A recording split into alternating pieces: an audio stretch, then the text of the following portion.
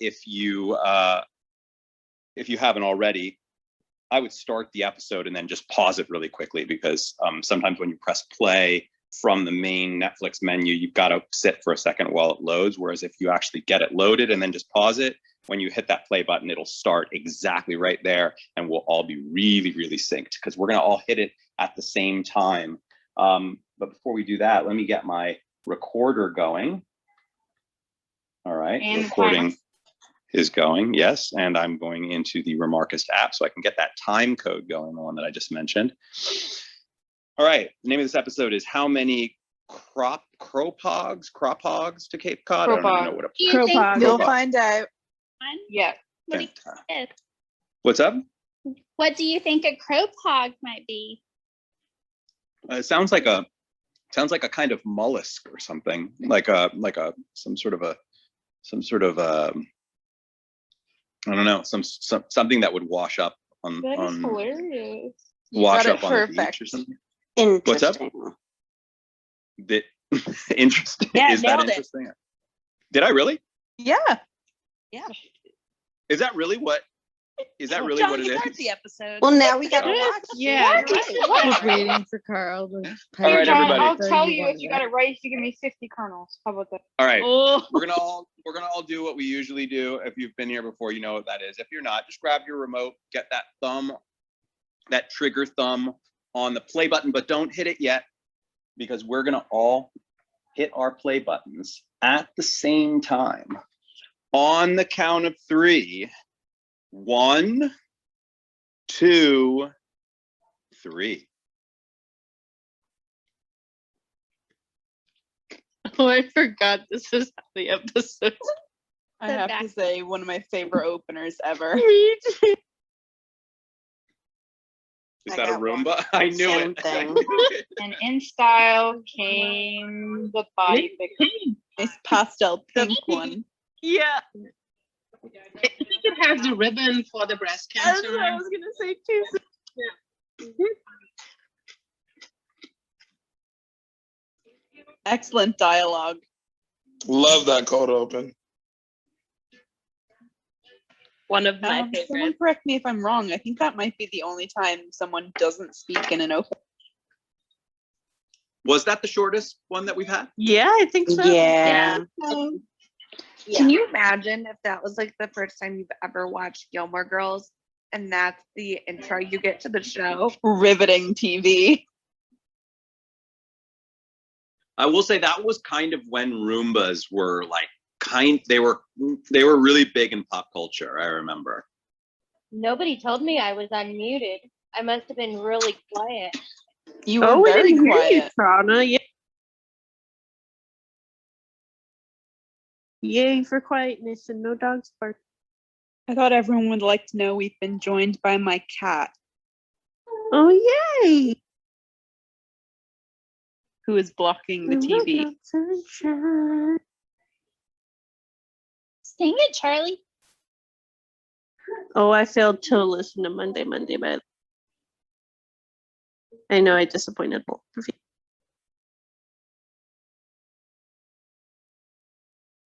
Did you just say you listened to it and you didn't like it? No, I failed to. You gotta do it tonight. It's like midnight by the time we pop off of these things these nights.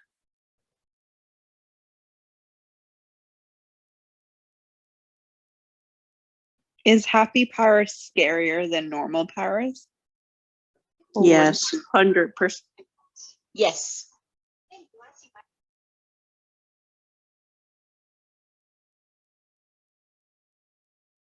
Look at him coming through the front door. Okay. When Paris was saying very nice, her hair was a lot drier than when they shot Rory and Logan walking to her room.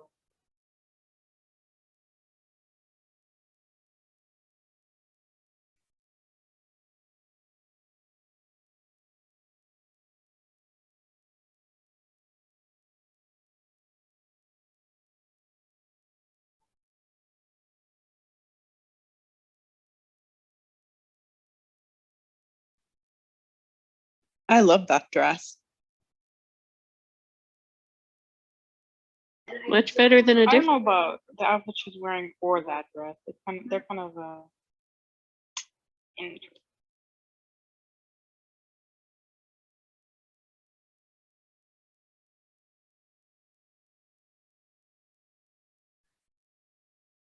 I googled your father. Excuse me.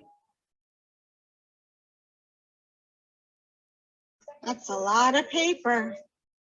Poor trees. She's very invested in that research. I know. I love this thing.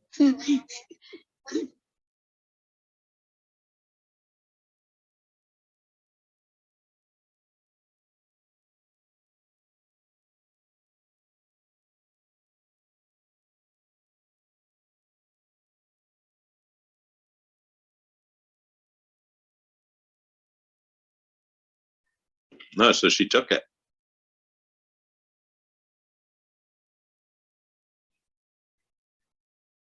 And she's definitely changed her attitude about it. She's so excited. You know, technically, this is how people research people now. Would we consider this doxing in this age? It's so extreme. No, that's when you use it against somebody.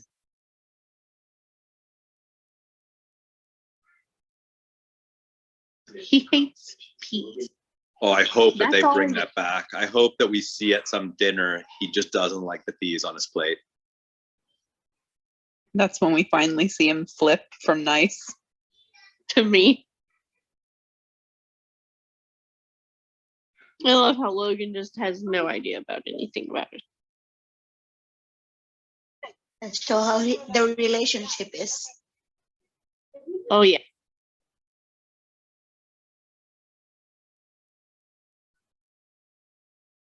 It's George Bell. Oh, I forgot we saw him multiple times.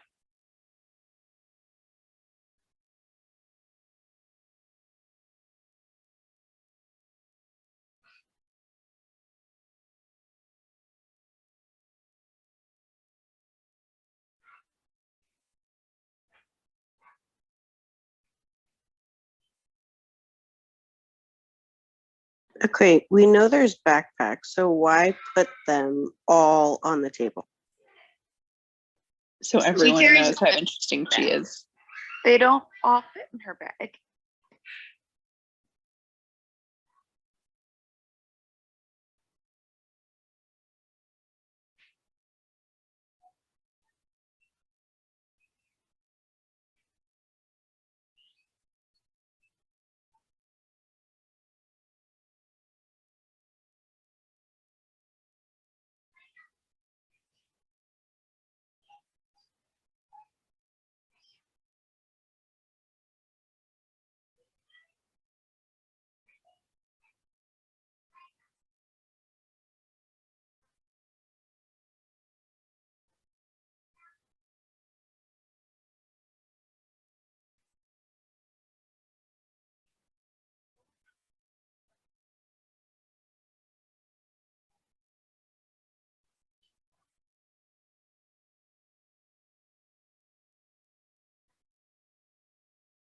I always find that a little sad that they, like, it's obviously life, but the fact that they don't talk enough that she didn't mention she had an internship.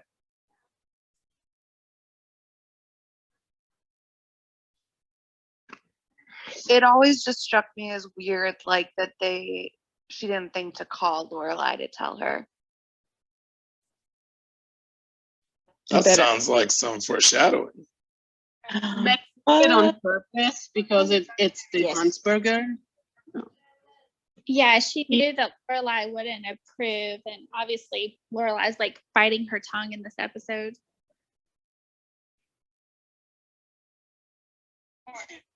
Oh, Taylor. Taylor. Oh, Taylor. Oh my gosh. This is the moment that Luke could really benefit from a cell phone camera. Yeah. But he got one once he started dating Lorelai. It might have been a flip phone with no camera. True. Forgot how rare they were back then. I can't Seems like imagine that horse to be hollow. Oh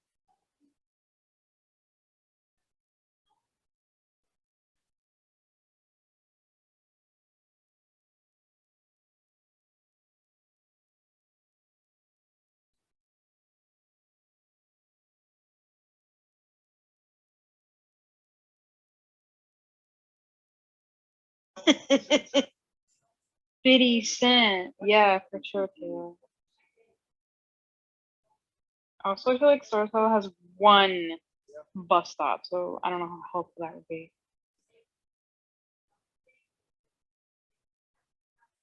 Now he helps Taylor.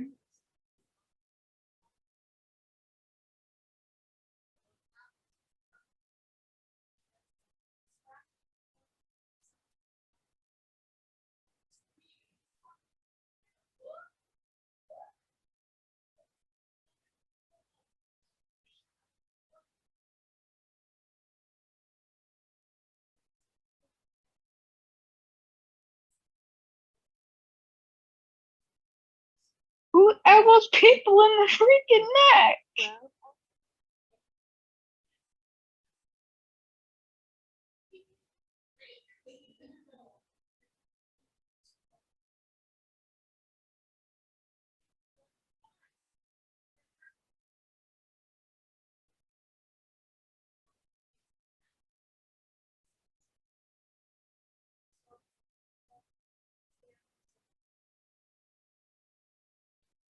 Oh boy. Panic. Oh boy.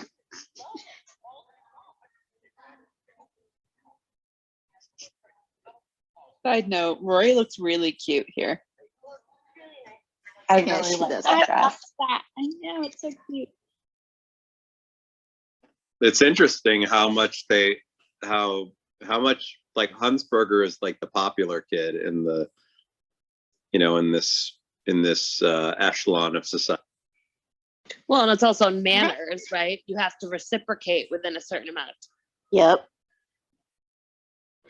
Yeah, but something tells me that Huntzberger probably doesn't subscribe to that same. That feels very much Emily and Richard, who feel a little bit on a slightly lower status to Huntzberger. Yeah.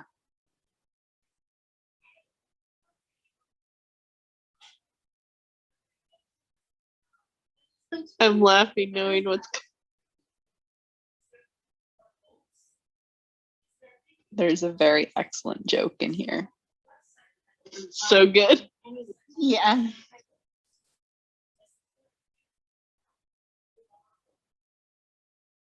Although, maybe the way that Emily and Richard are behaving is not that different from the way that Mitchum behaved coming to give her the internship offer. Did you catch it, Joe? Did you hear the joke? I didn't. He's No. at the window. It said carrier pigeon, forgot to open the window. But there's definitely, cycles of just everyone panicking about the right societal manners. Yeah, you're spot on about it.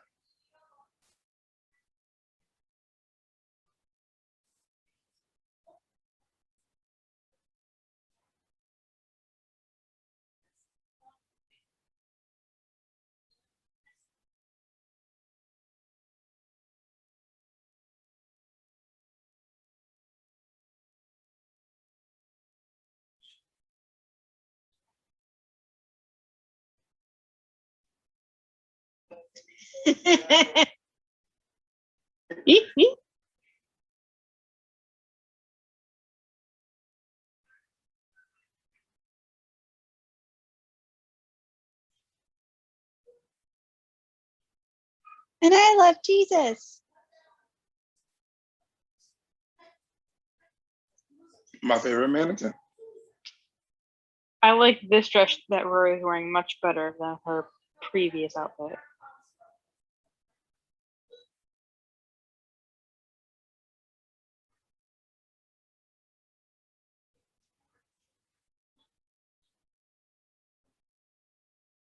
Has anyone ever had service quite this quick in any restaurant ever? Yes, I actually have. I've never slept with the owner of the diner. So I was gonna say the same, Coral, but I'm glad you beat me to. There's a mom and pop diner like 10 minutes away from me, and they're very quick. Like they're very up on customer service.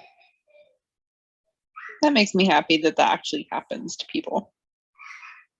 Yeah, and I love giving them their business. I'm happy they didn't close down because of COVID.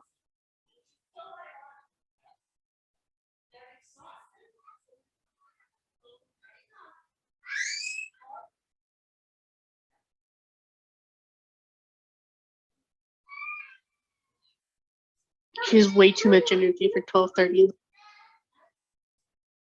I know. that's funny too, because I always thought of Lorelai as a night out. Way too much energy. It's coming up 3:30 here and I'm full of energy. Wait. And their hair is pretty perfect. It's like 10:30 for me, and I'm ready to go to bed. Yeah, it's 9:30 and I'm in my pajamas. I'm literally laying in bed right now.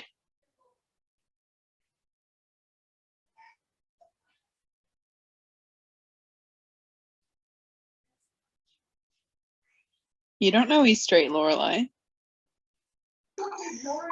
What? Wait. He could fall under any Is she wrong? any stretch of label. Is she wrong? I mean, she's not wrong, but she could be. I love how. Well, no, I'll mention this after the episode. Don't leave my bedroom door open like that. Close it. Right, it's cold. That is like Not a the outfit. freaking sleek put down hair on her. That lady is so funny. I love her.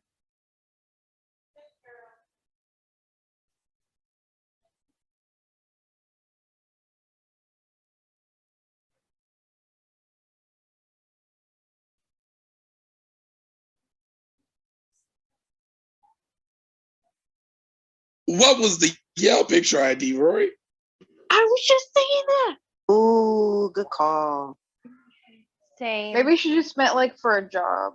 Harry. Wait, has Rory actually had a job? Like properly? Card swipe. Like Nope. 1-2 weeks. Card swiping. Mm. And She she worked worked for at the bookstore over spring. I'm sorry, who is this like outgoing on their first date in a place where they know nobody? Rory Gilmore.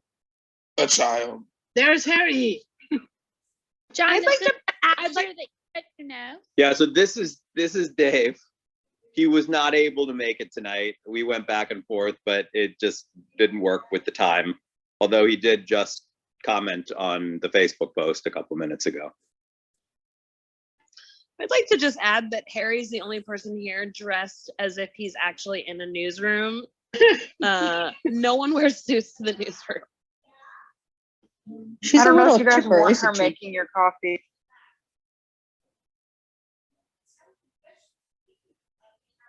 Isn't there another episode with Harry? Maybe we can get him for one. If he comes back again, then I think I will. he I mean, does. it. At least 1 or 2 of. He's on the East Coast, so it's really late for him.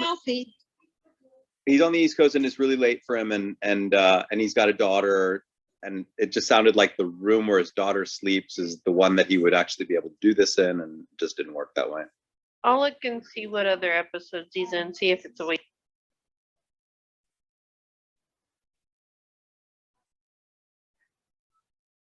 Hates peas.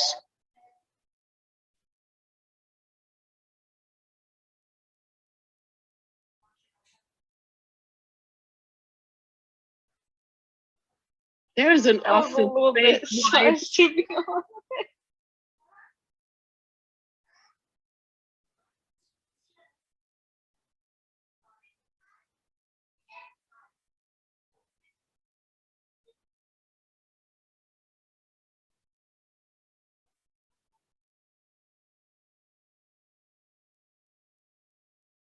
Yes, sir.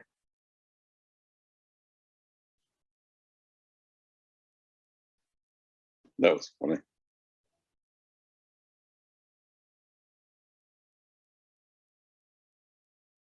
I can feel the pain Lorelai is in right now.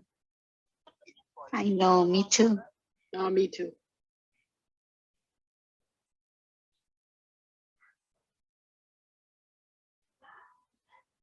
Emily apparently encourages people to moan down the phone. Emily.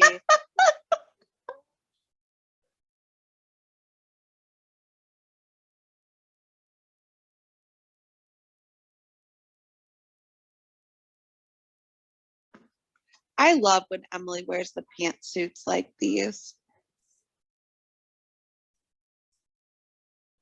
She does. She looks amazing in those. Her casual look. I think you gave me one yesterday. I wasn't sure why there was one of me. I think today.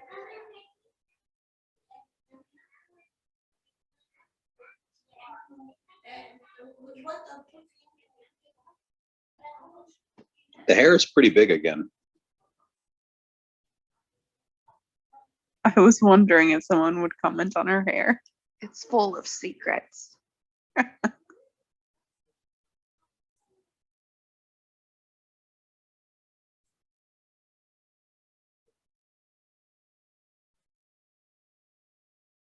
But she has no obligation to go there.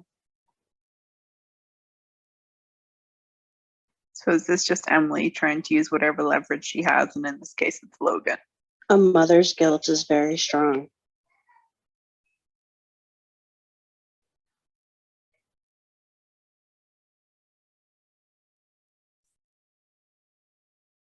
I'd show up and then never come back. Really, I actually am with Emily on this one. I sort of feel No like way. She has no. I feel like she's. I mean, she's cherry picking. I mean, Emily wants her there. I get your point, but also I would not come back. That is a choice. Yeah, I mean, she doesn't. I mean, Rory has she to be doesn't there have to come completely for. for She you, doesn't have to but- come for Logan.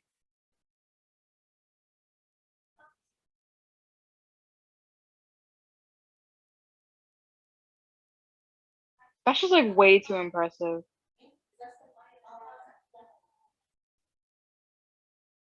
And Mitchum's like, how in the world do you know that? Mitchum's like, I don't remember that. I thought he kind of What looked the heck like was that, flattered Rory? that she's like looking in to like nose up. If I saw my intern walking around with their shoes in their hand, I would also shut This the is door on why them. to we be honest. wear tennis shoes to work, girls. Flat. Because the Flat. come off All during the half way. flats or stuff. That.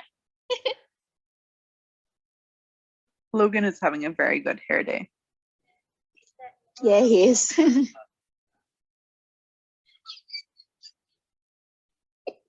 Are you laughing at What the that hair look? day?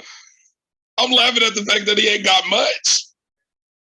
This is his right before a haircut look. Like, you Oh, know, this is right Matt's before about a to get a haircut because it's looking a I, little scruffy. I need you guys to pause. Sorry, internet once again. 2 Being nights awesome. in a row, John. We'll Yeah, pause I and just know. look at Logan's hair. Sorry. I'm looking at Logan's hair right now, and I'm just like, all right, it's there. Oh no, no, mine is buffering too. So I'm at 22:05. Where's everyone else? Are y'all all right? I'm 22:07. Cool. 22:20.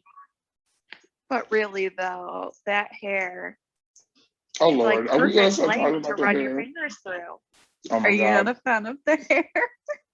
not like that. It's That just like hair. plastic hair tie thing.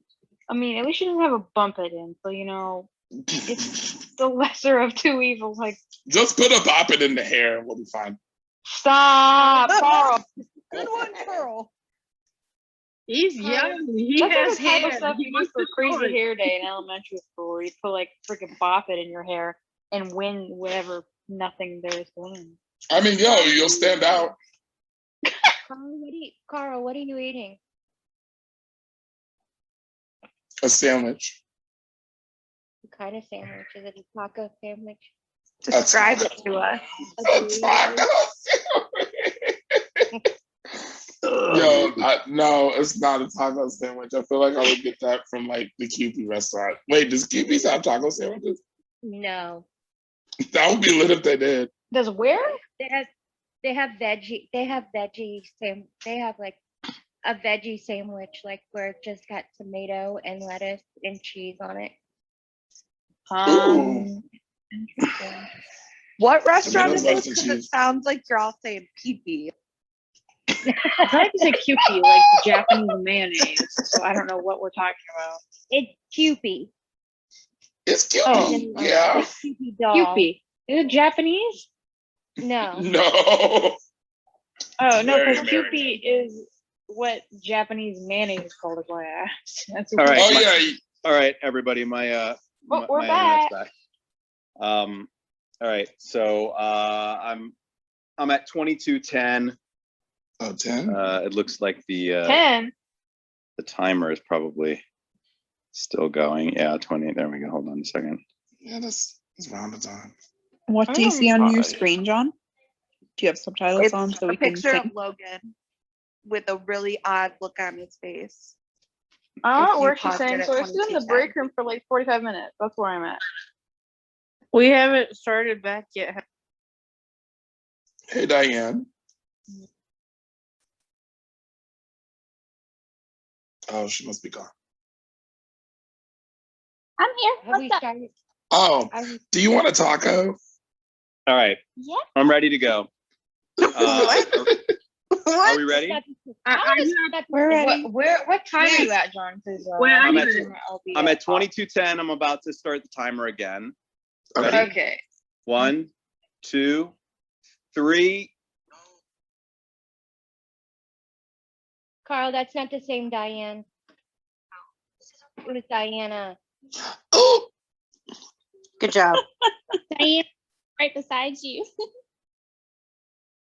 But speaking of tacos, those of us who are going to FanFest should totally have a little like taco night. I think that'd be fun. Not I. I'll pass on that one.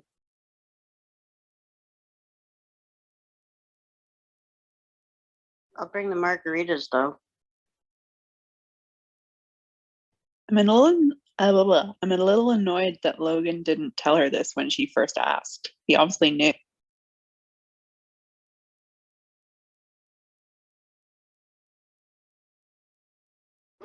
Love that line.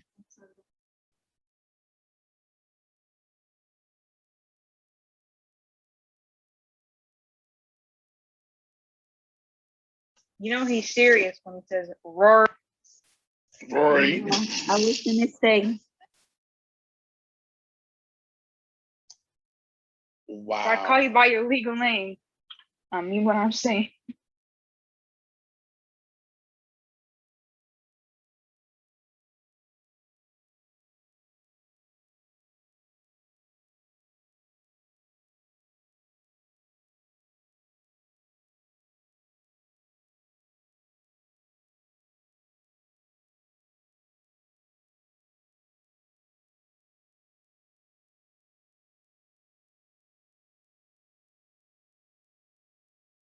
Imagine being called Twee.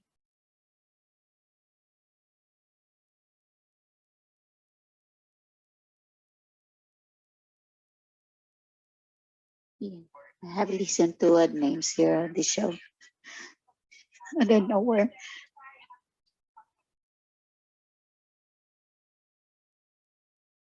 Because like then I Remember, Lorelai canceled our.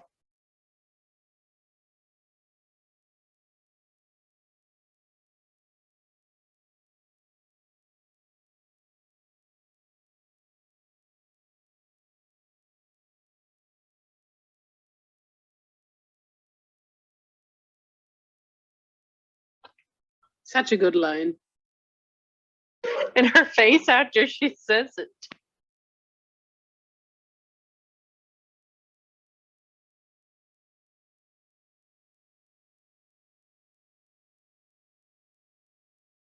Aww. Oh, so sweet. So sweet. Aw. Here.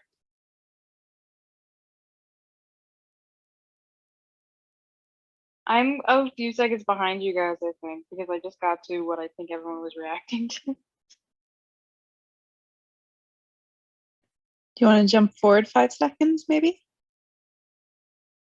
Yeah, I might. I don't know. I think I'm fine. But I was gonna say I appreciate Luke not talking when she's on the phone because it annoys me when people talk at me when I'm on the phone.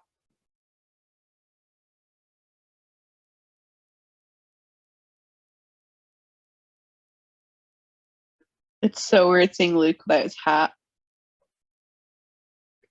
So true. I was just thinking that it must have been like haircut week on set because he and Logan are both like very ready for a haircut right now. Good What observation. scene is everyone on right now? 'Cause Who knows yeah. the my daughter, my sister reference? I I am ashamed to say I do not. Anybody? Anybody? No. Negative Ghostbuster. That's not the line, but Chinatown. Up in Chinatown? Yeah, I was about to say China. I love that bit. yeah. I have to say, this is not another of my favorite moments of Emily and Richard. All This is those lovely flowers remind me of a funeral home. I've never noticed that little table there. I know it's been in scenes. I've just never noticed it from this. There's the Cape Cod.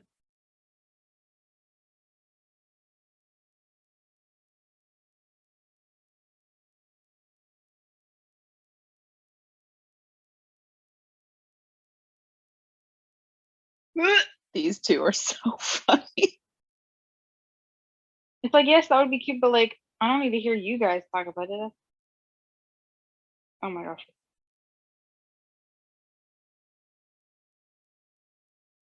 Children. They've been together like a week.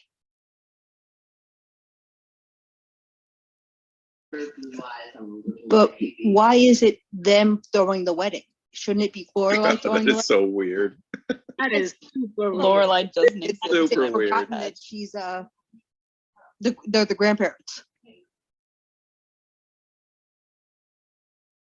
Does Logan not have blue eyes? I can't think say because I've noticed.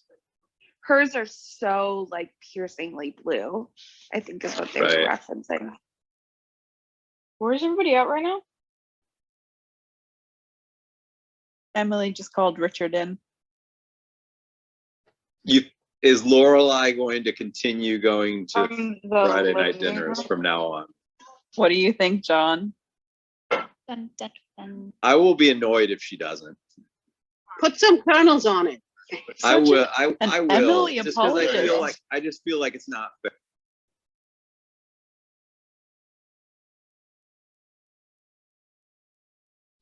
By the way, no, Logan has brown eyes. Logan has brown eyes. Thanks, Kathy. Yeah. Thanks. But man, what a creepy comment, huh? Super creepy. Emily is in very passive aggressive form tonight, and that's saying something for Oh Emily. my God. Yeah. I'm jealous at how good Rory's hair looks getting out of a convertible. That's funny. Has Logan had a haircut in this scene?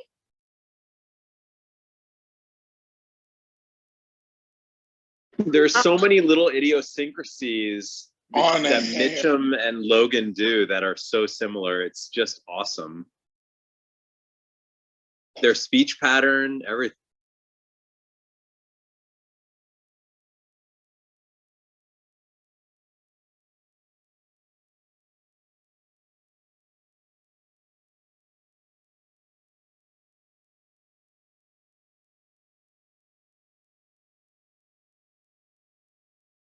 Them split ends. He really does need a haircut.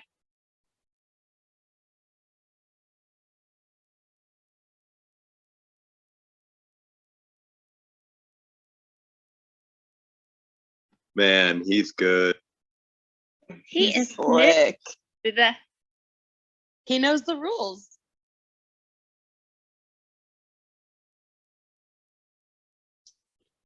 This is his culture.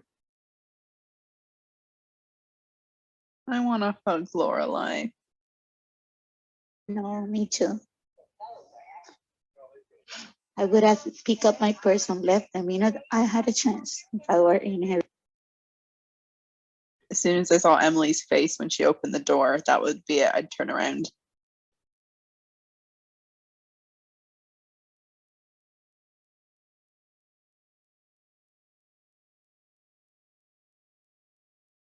Isn't she still underage? Yeah, she's not 21 yet. Right, She's she's like like 19 20. or 20.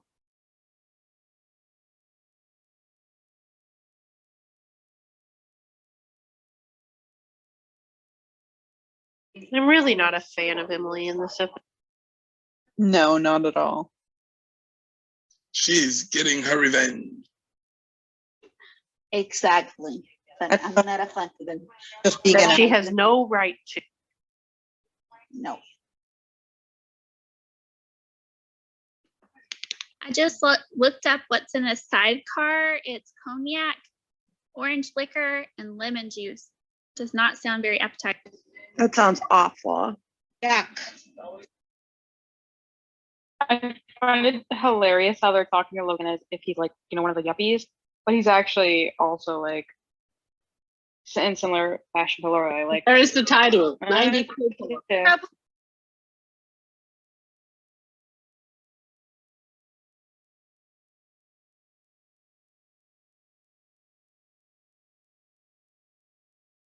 I was close. I was pretty close. You were very close.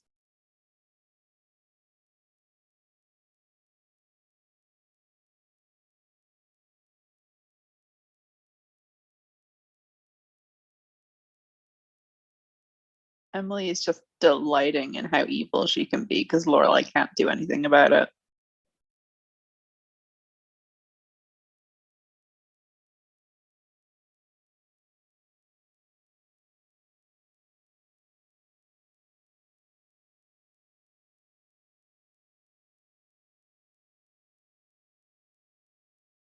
Oh my gosh. Emily is being so nasty. I mean, it's kind of fun, but it's terrible. You have to My laugh grandma at it, likes but to eat also those it is cocktails and evil. just like buy them. It's fully evil.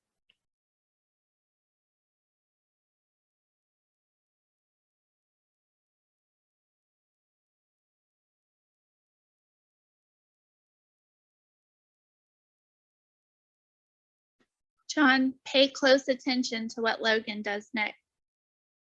You got it.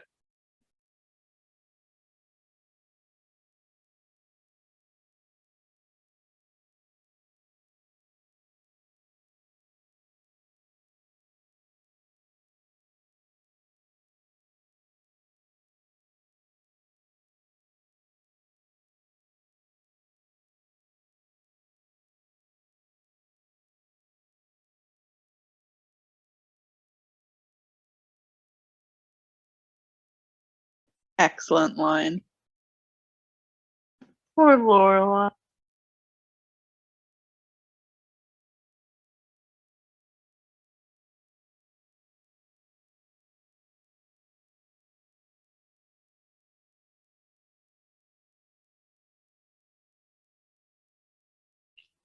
Mm.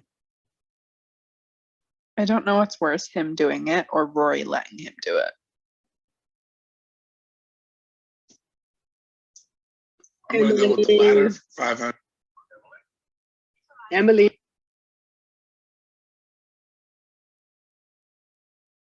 I would be the same.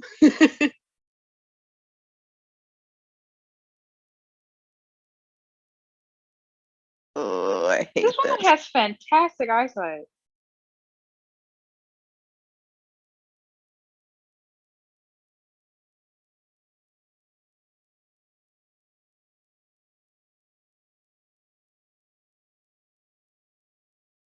The fact that Emily knows everything in her house, she notices that one little detail.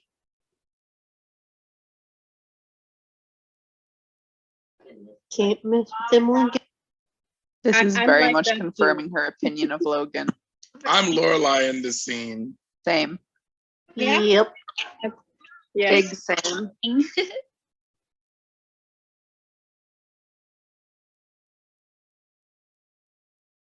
Logan definitely got that maid fired.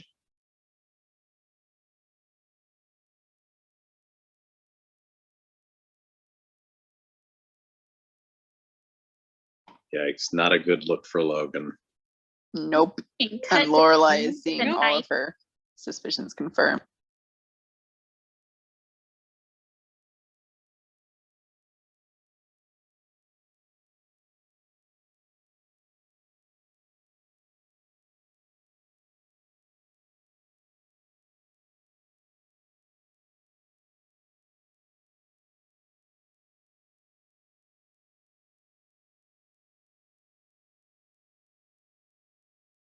Speaking of relaxation, By the way, that was another reference to the sort of power couple thing that I was sort of alluding to yesterday. 100%.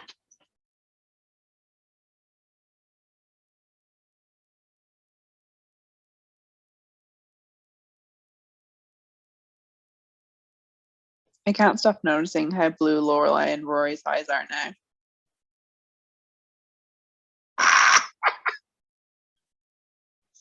Did y'all hear how Emily said that? No.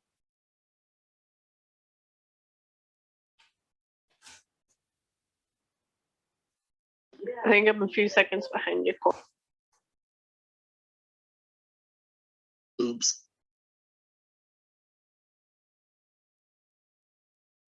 Richard's So face. creepy.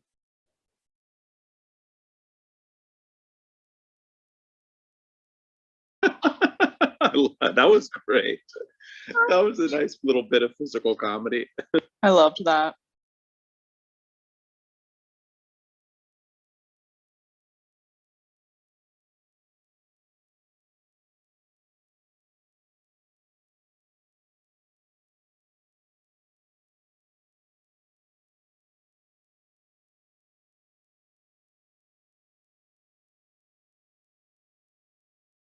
The fact that Emily is leaving this evening not being slapped is amazing.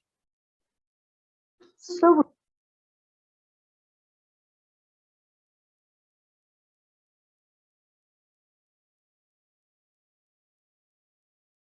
Lorelai's shirt is interesting, and I've never noticed. Your poor face.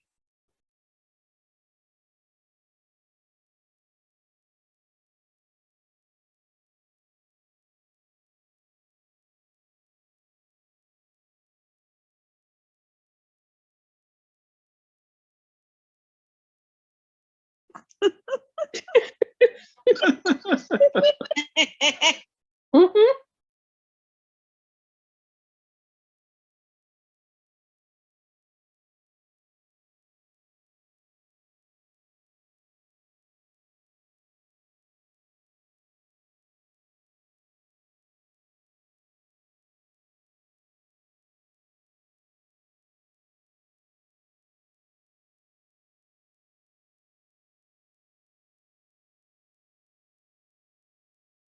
Ugh.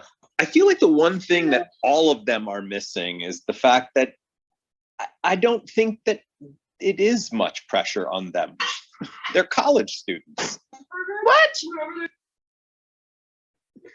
I mean, But they were just trying to set up a not wedding. you're sensitive because you're They're upset. not going to set. They're not going to. They know they're not going to be having a wedding.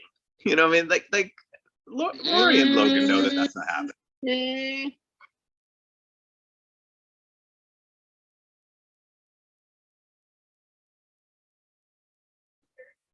My mom. Lorelai's still upset that how they treated her at the dinner, and that's fair.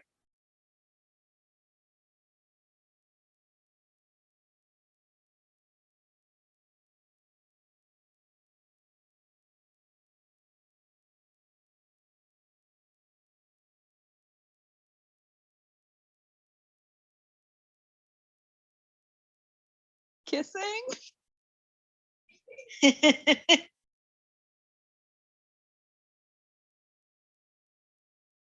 Their face.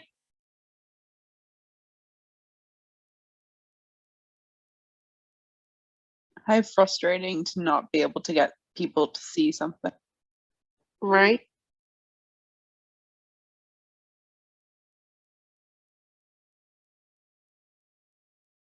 Oh, punch her.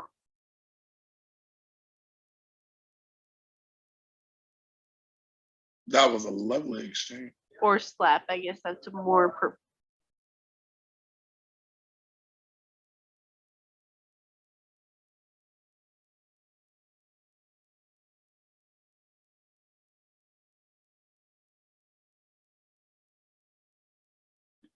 I'm sorry, but how Rory is as an intern here, I don't know, it bothers me. Yeah, me too. That cup is the emptiest cup I've ever seen.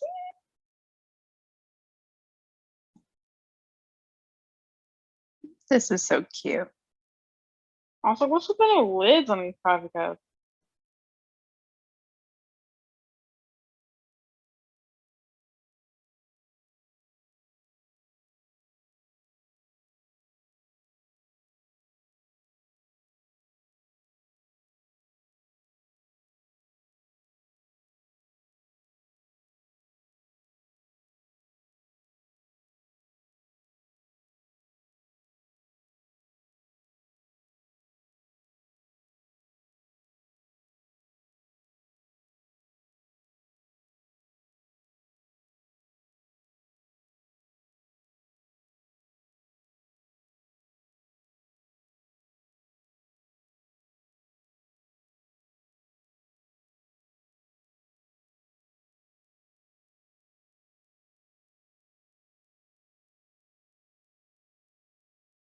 No one ever wants to be in Düsseldorf, by the way.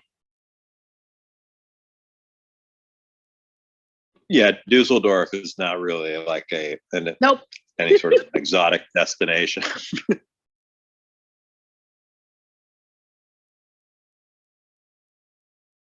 Dusseldorf for me is just an airport that I have to pass through. Exactly.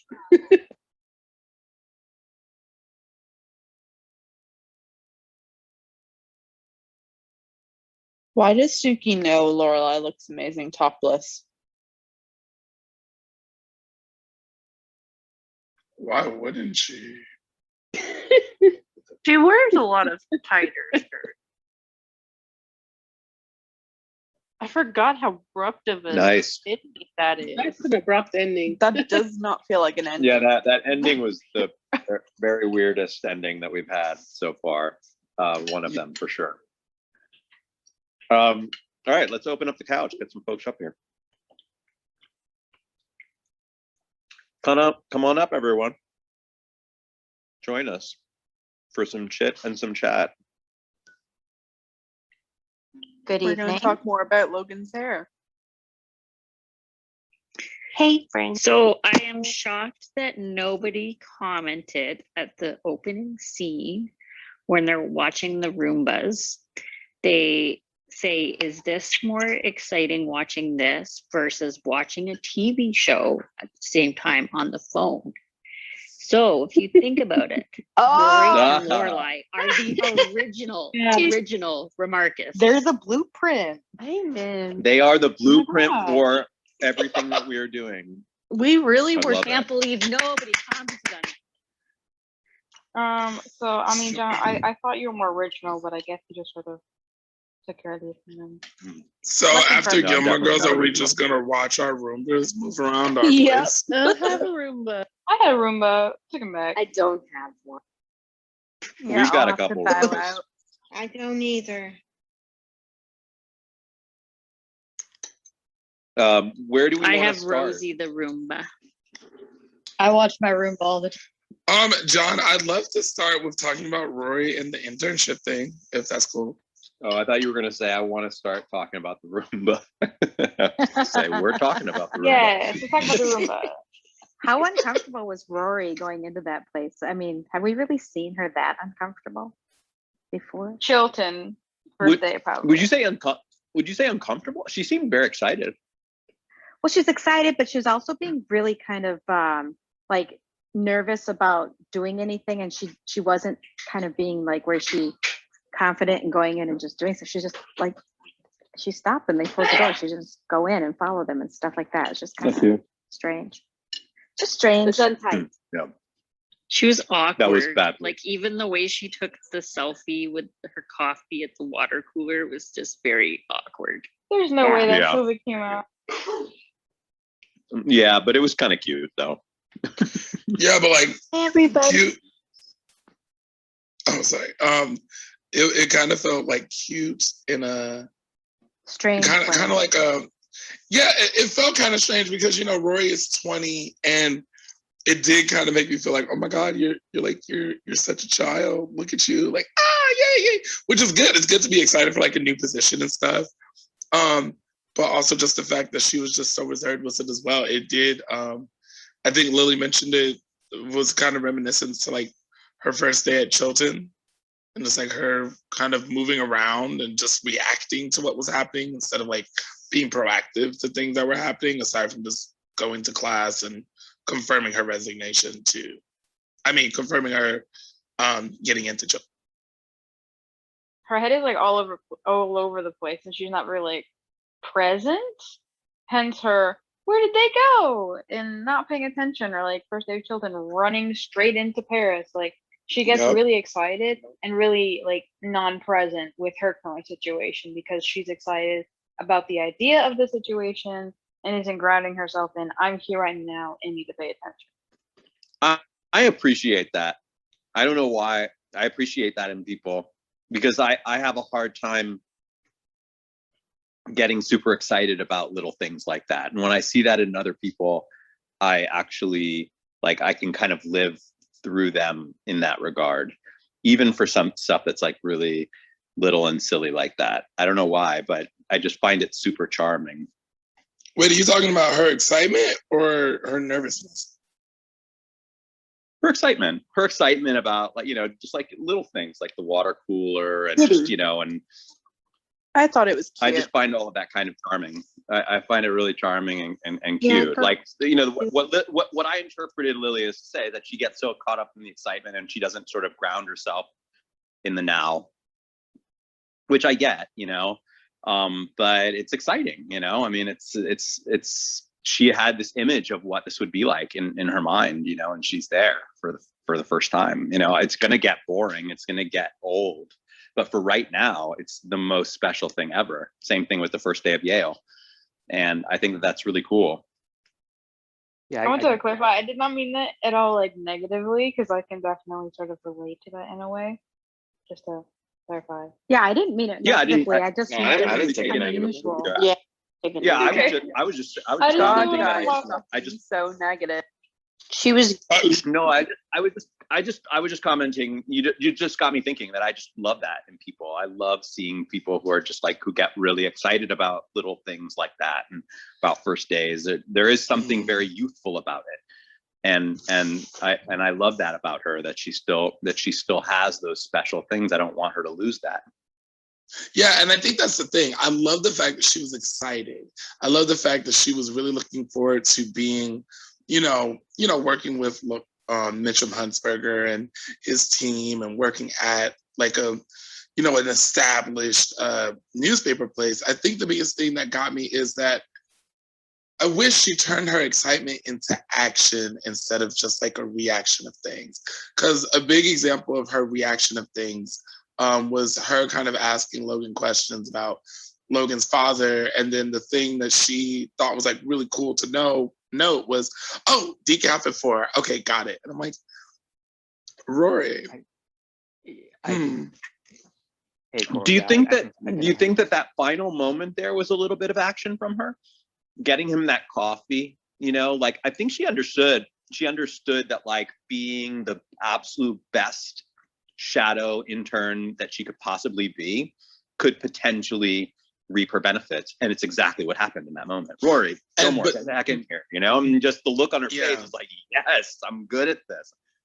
I would probably sorry, I've been jumping here. I can kind of more or less kind of disagree in that, in a sense. For her to be, what is she interning for? Is she interning to be his assistant, where his secretary, where she's getting him coffee or doing little things here and there for him, or is she trying to intern to kind of learn the ropes of what it is or what it takes to be someone in the newspaper business? Well, I would challenge Randy, that. that's a An wonderful internship, question. it is a wonderful question, but internships aren't always a specific role. They're usually for a department, or they follow someone around. So yeah, while that's a good question, I mean, the spirit of the internship is you're the go-getter. You do what needs to be done, and you're mostly learning the trade from different angles as opposed to a particular position. Right. Yeah, but I would also I say agree. I would also say that sometimes understanding that that there are ways to get to where you need to be within a system like that, understanding that sometimes just something as simple as getting the coffee, and just the fact that he's like, this is really good, and the fact that she got him decaf, like kind of she sort of seemed to understand him, and that is good. That shows intelligence, and I think he saw that, and it felt to me that, I mean, this is me, somebody watching it for the first time, it felt to me like she was doing all the right things in that particular role, which was, I am just shadowing him, but if I do all of those things at the absolute best, I can take a step forward here. And that's what it seemed like that last 100%. moment was, Yeah, and that's the thing. Like, I think just from watching this so many times, I'm kind of realizing more and more that, like, with what Rory was doing, it does just feel more like assistant work, which, again, like we said, if you have an internship, you're just kind of like doing random things for the trade and learning about the trade, and really kind of like getting your feet wet into the field that you want to go into. But it still reminds me of her first day at Chilton. And as I remember from her time at Chilton, there were probably like some things that she did proactively, but most of the things that she did that really put herself out there was mostly because of Paris. Randy Paris brings was up a a wonderful friend with. Oh, I'm sorry. Oh, no, go ahead. Rainey brings up a good question that I'd like to go back to. What exactly is Rory trying to do at this point, episode 20, in the series of Gilmore Girls? What is her goal? I mean, we know what she likes to do, but her following Huntzberger around, is it show that she can make the best cup of coffee at 4 o'clock? Is it, a deadline thing? What's her end game here? And I think that is something to consider with any job, right? You can show that you're reliable and stuff like that. And sometimes maybe that's all there is, but like maybe I'm like diving too deep, but I just Randy kind of. I don't know. What is her? Yeah, what is her end game? Same thing, Zach. I suppose Yeah, what I is her just end look game? at it as the job she was offered is to literally follow him around, and she's Yes. going to get the most out of him by getting on very good terms with him. So she saw that is the best way she can do that. So I do understand that she's not writing articles or anything like that, but that's not the position she was offered. She was asked to come and see what he does when helping a business find new footing. So that is technically her role right now. Yeah, She's learning more that. about. Sorry. I was wondering that too, because we don't really hear what her job details are. Like, we just know that she's there to intern.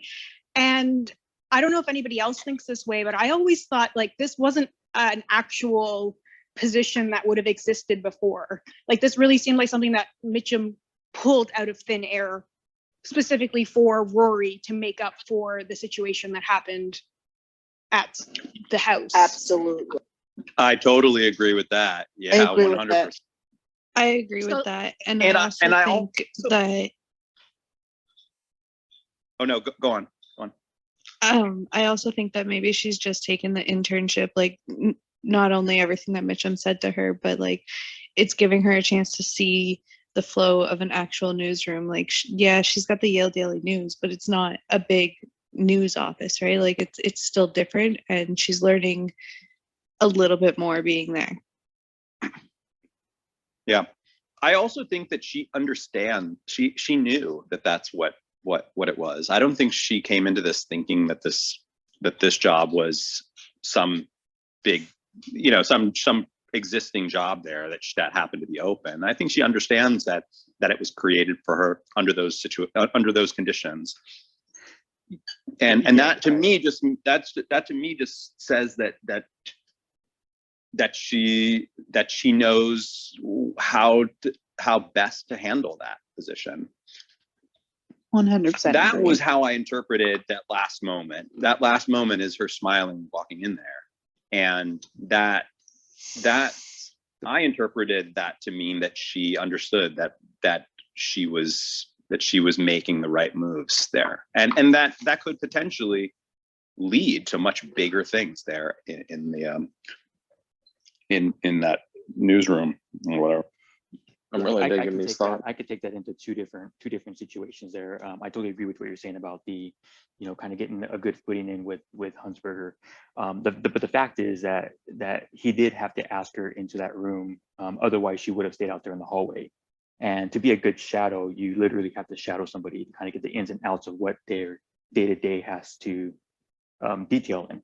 And for her to sit around and kind of taking selfies or not knowing exactly where he's walking about, not shadowing him, is kind of tells me that she wasn't, although with her excitement and everything, it doesn't tell me that she was as invested in the role as she should have been.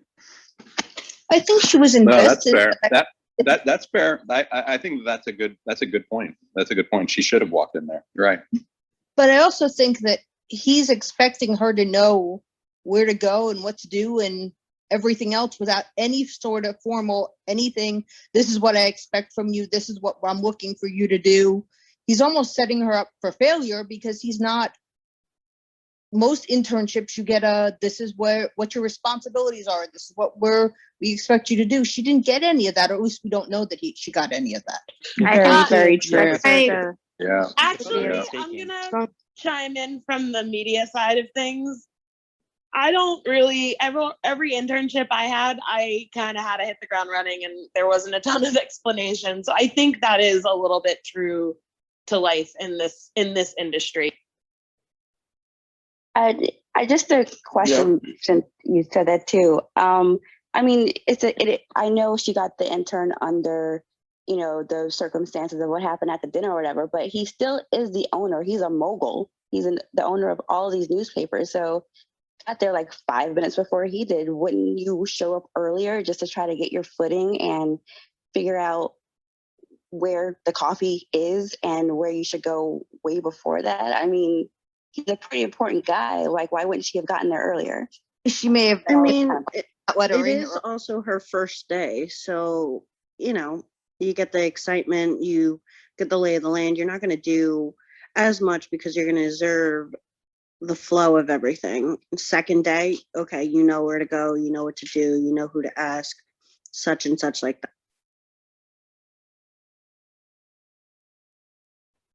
that. Yeah, I agree. Yeah, it's interesting. Yeah, I guess I'm cutting her a little slack for that first day. I guess because it's a first day and it feels maybe She's I'm a also sort of baby. cutting the. She is. I'm baby. also She's maybe on cutting its the own. writers. I think I'm also cutting the writers some slack a little bit because I think that there's something fun about writing a scene where somebody enters Wonderland and they're just absolutely enamored by everything. If we had just seen her just enter this place and just hit the ground running, as Diana mentioned, I don't know. It wouldn't have been as fun for me. I enjoyed all that stuff, her taking selfies and just being completely a little discombobulated by it all. Personally, just as a viewer, I enjoyed it. I also thought that she ultimately, like I said, I thought that I think Randy's point is pretty well taken, though. It's true. If she was really on it, then yeah, she probably should have followed him in there. And shadowing. I mean, shadowing is such a vague description. I mean, there's very little. There's really little in the job description of shadowing somebody. It's just you're just standing around watching them. The fact that she got him coffee, thought was pretty cool, and I thought that the way that it was set up to be the coffee he wanted and pretty good. It felt like it was a win. That's how I interpreted it. Felt like it was a win. I think that you're right, though. She probably could have been a bit more proactive, but again, I think I'm just giving her a pass because I really just enjoy that trope. I enjoy that literary trope of a character just being in like this new world and being completely enamored by it. The fish out the Yeah, water. no, I think that for her first day, she did well. I just think like because of the actions and like how she's carrying herself, it just kind of makes me feel like, okay, one or two things may happen here. Rory may, stand up and stand out, or just kind of slowly but surely become an assistant. And, because like I said, first day of Chilton was similar to like what was going on with the first day of this. A lot of similarities. And I know that Paris really kind of like got her out in doing things like, with student council and stuff like that. And even challenged her as well, which is good. And that's kind of the thing that I'm worried about, because like she's kind of like out here and she's all by herself, like in this newspaper thing. So like seeing her was her first day and having to remind me so much of how she was in Chilton, it kind of makes me worried as like an audience member and also as a person who's like, I'm rooting for you, Rory. Like, hey girl, don't just be an assistant. Like sooner or later you're gonna have to, step out, like get comfortable and make sure you step out. And I think that's why I got a little worried about it. And like where I'm coming from, just kind of like thinking of the future, thinking of time, like what would that tell? But we will see in the future episode. So to finish my You guys all original know the thought, answer to that. No. I was gonna say to finish my original thought earlier, maybe she's just a little too mesmerized by Mitchum Huntzberger, and she can't separate that kind of, because she gets that way sometimes with people, and maybe that's why she was being kind of nervous and awkward when I was saying when was the last time we saw her like this, because she kind of, the way she talks about people she kind of looks up to, and she looks up to him at this point. So I mean, she looked up books worth of information on him. The way she kind of walked into the office, now that I think of it, with the kind of like starry-eyed look on her face, I think the last time we saw that was actually when she walked into the Huntzbergers' house, and she was literally walking around going, oh my god, this house is so cool. Like she was so starstruck by it. So I think that's kind of that probably influences a little bit. There's the combination of her, someone who's grown up wanting to be working in a newspaper office, and now she's there, and the fact that it's coming with this new life, this new relationship she has. She's all very much in love with every part of it. So she's definitely bound to be this way. And I think, yeah, I agree with John. I think it's very nice to see her that way. I will say though, it makes me a little worried because that feels a bit, it does, because, well, the fact that she's so enamored by it all, it feels like that can't last forever. And that potentially we're already sort of seeing a little bit of it from this Mitchum character, that we could, like, there could be coming for Rory, like a real shattering of the whole dream by Mitchum. I could see him doing or saying something that just absolutely crushes her, because they have really been going out of their way to show how absolutely in love with this world that Rory is. Even though, I mean, yeah, the Mitchum Huntzberger house is pretty elaborate, but I mean, she's been around that kind of stuff, like to a degree, with her own grandparents. So the fact that they're really like showing Rory being just absolutely like mesmerized by this whole world feels like the dream's gonna kind of come to an end at some point, like very abruptly. And this guy Mitchum feels like he's the guy to do it. I mean, John, that's a very that's how I'm interesting feeling theory. right now. And going into that, how she's kind of mesmerized with that world. Did you notice how I would say maybe a year, 2 years ago, she would never let Logan take her grandmother's antique sewing box. And she said no. And then he explained why. And then she was kind of amused by it. And she just let him. Yeah, that was like I think I said when the scene was on, I don't know if I was more upset with Logan for doing it or Rory for letting it happen, because there's no way. Could you imagine when she brought Dean over for dinner, if Dean tried to steal something, she would have kicked him out herself.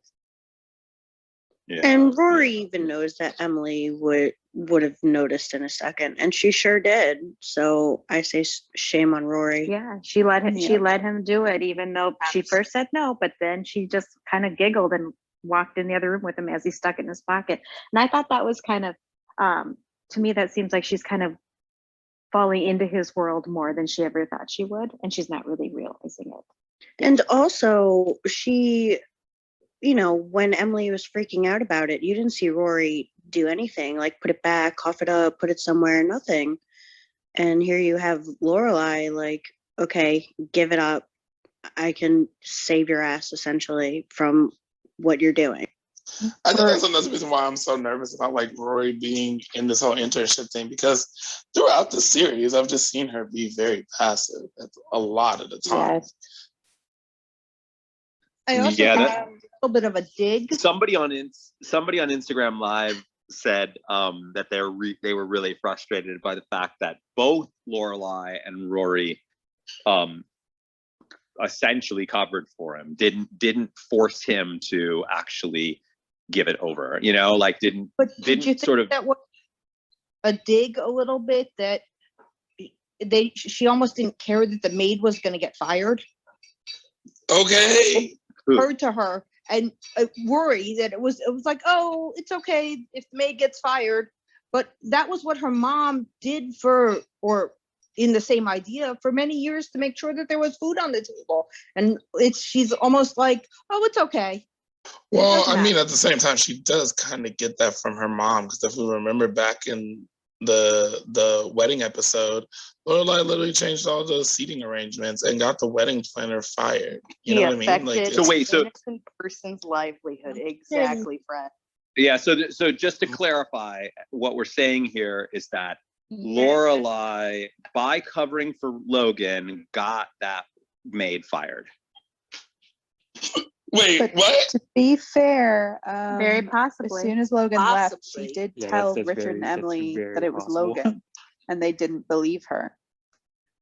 No. I mean, Are we the talking maid about- was already gonna get fired because of the flowers before the evening. The started. maid's gonna get fired because she's Emily's maid, and every maid gets fired every week. Exactly. Maids have gotten fired for a lot less. Yeah, which shows a Yeah, like walking. systemic problem more than anything. what Two if- things: one, Harvest, and then Kate Ledecky won the gold. My question is, what would have happened? What do you think would have happened? Just a what if scenario here. What would have happened if Lorelai had just said, Logan stole that, Logan, and literally forced Logan to just take it out of his pocket and say, I'm sorry, we play a little game. And I would I have don't loved think to have Emily seen would have that. believed. She would have thought that Lorelai tried to set up Logan. That would No, have I been think so she would have thought it entertaining. was charming. She'd be like, Emily oh, would have been I think so interested too. in I the think life she and would have death thought for it you was, stuff. Like they would have been asking them like all about it. Like, oh, yeah, like, but what is they would have. that? Yeah. Randy, what were you saying? What No, I did you was gonna think? say, I was thinking the same thing. I think that at that point, once Logan stepped into the house, he could do no wrong. So the fact that he was doing this as a kind of a prank that he does with all the different houses, I think that they would have found it kind of charming and kind of interesting, and would have wanted to know a little bit more about it, and what other things that he would have done. Other objects that he would have obtained and got into other individuals' houses. I think that's kind of what they would have kind of alluded to, and in the sense not. Yeah, definitely. With him at all. Richard for sure. Richard for sure would have gotten it. He would have been like, "Oh, that's a great. We used to do a similar prank when I was." Yeah, exactly. Like no question about it. Yeah. That's what would happen. As Doyle would say, them privileged white males. Doyle. I just thought You're I thought it was privileged gross. white male. Freaking Doyle. Love Doyle. I I have a question specifically because I'm very curious, Regina, what you sort of take from this whole situation, because I know you like read in all these like past episodes and all this stuff. So I'm curious what you think about this whole situation specifically with like the whole like Logan feeling and all that. Honestly, I mean, I'm gonna preface this by saying I have a headache, so if I don't make sense, I truly do apologize. But I think Logan really, really sucked in this scenario. I also think Rory sucked in this scenario for sort of passively allowing that to happen, sort of thinking like that was a little cute moment when it really wasn't.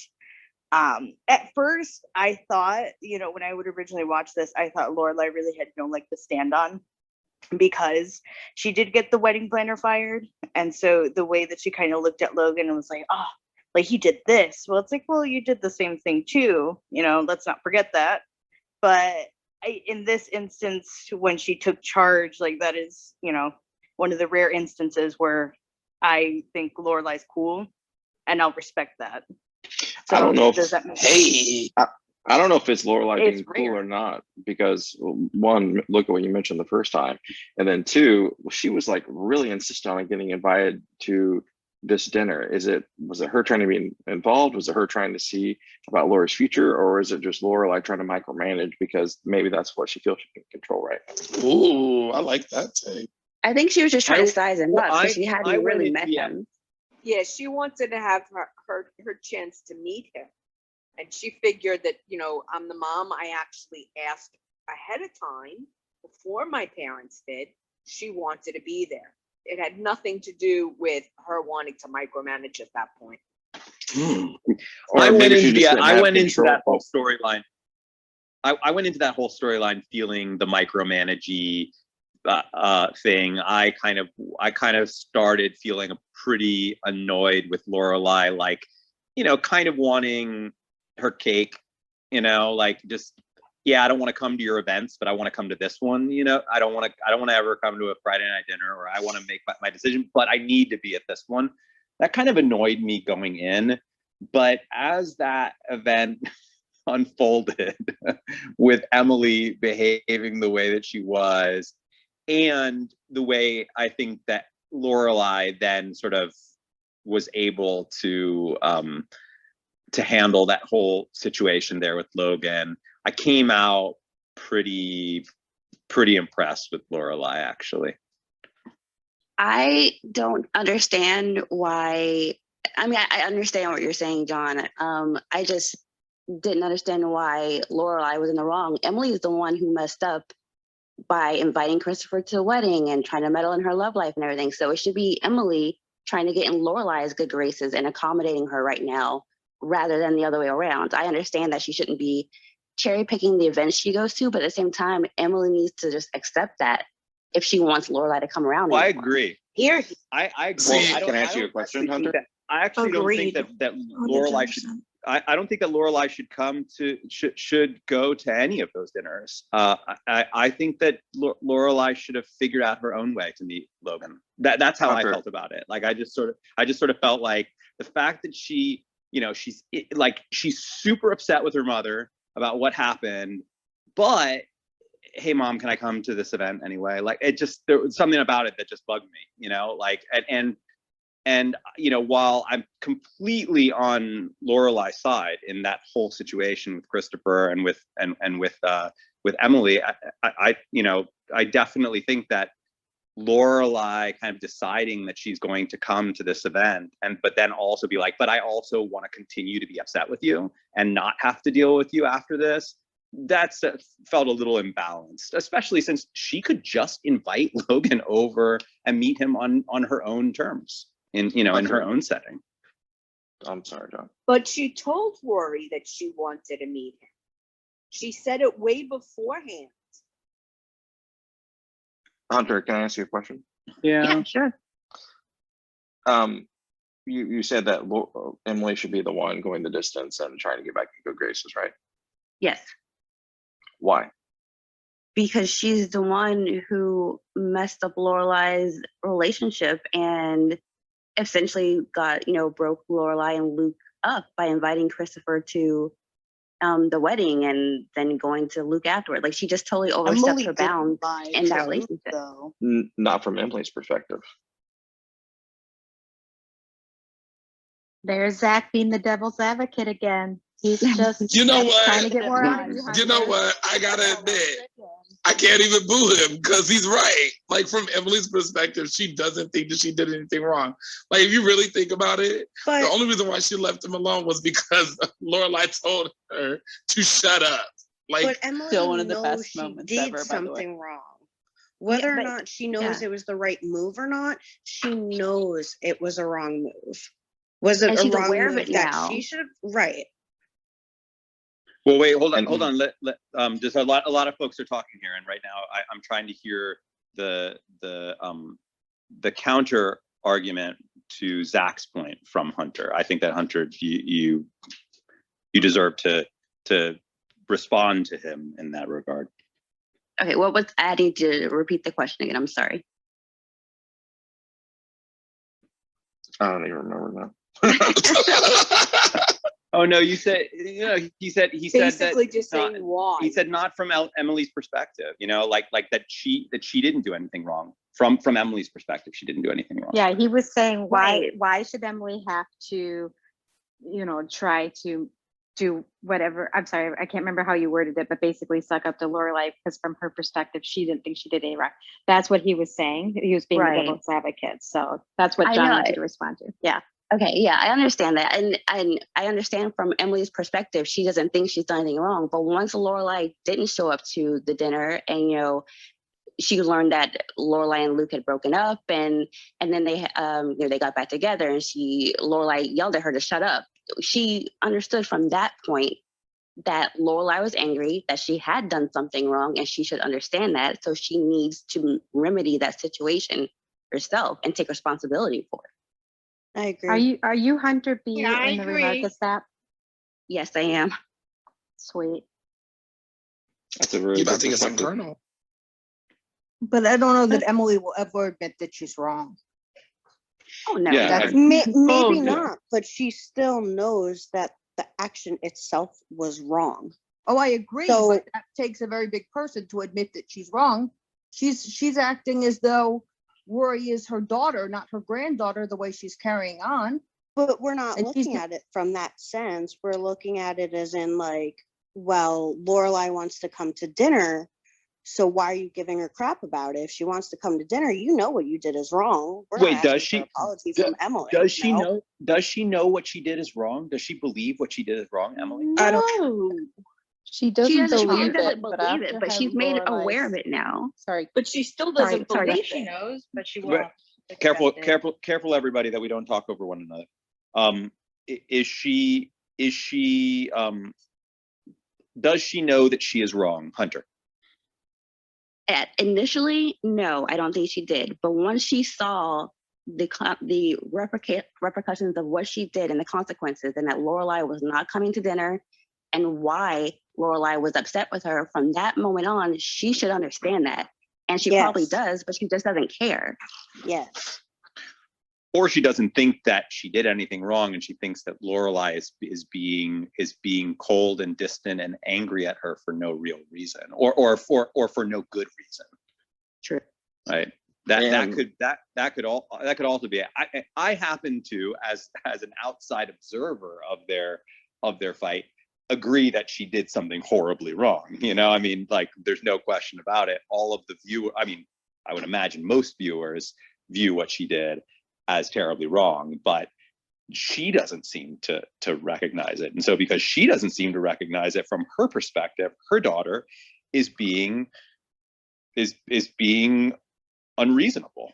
And in And- fact, she did the right thing by telling Luke to get back together with her.